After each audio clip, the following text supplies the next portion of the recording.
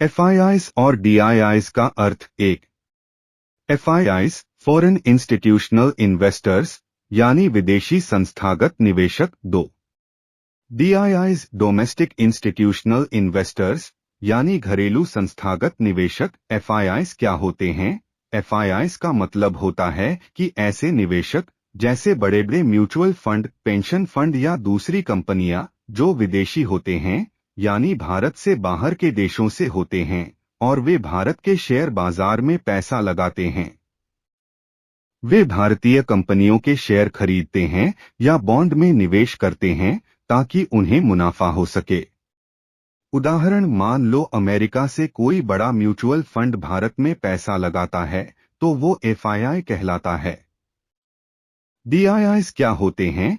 DIIs का मतलब है कि भारत के अंदर के बड़े निवेशक जो भारतीय कंपनियों के शेयर में पैसा लगाते हैं।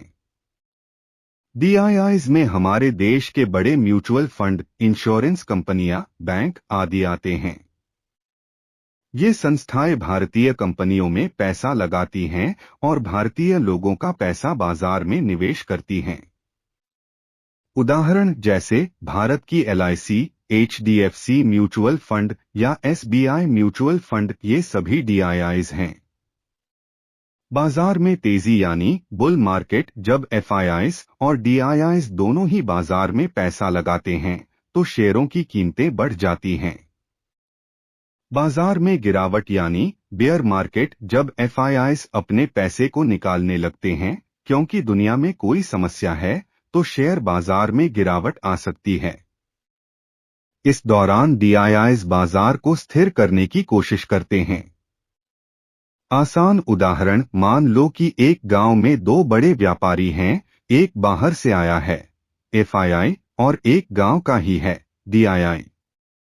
जब बाहर का व्यापारी गांव में बहुत सारा पैसा लगाता है तो गांव में तेजी आ जाती है, लेकिन अगर उसे किसी कारण से घाटा होने का डर है तो वह अपना पैसा निकाल लेता है। ऐसे में गांव का स्थानीय व्यापारी डीआईआई मदद के लिए आता है और गांव की आर्थिक स्थिति को स्थिर रखता है।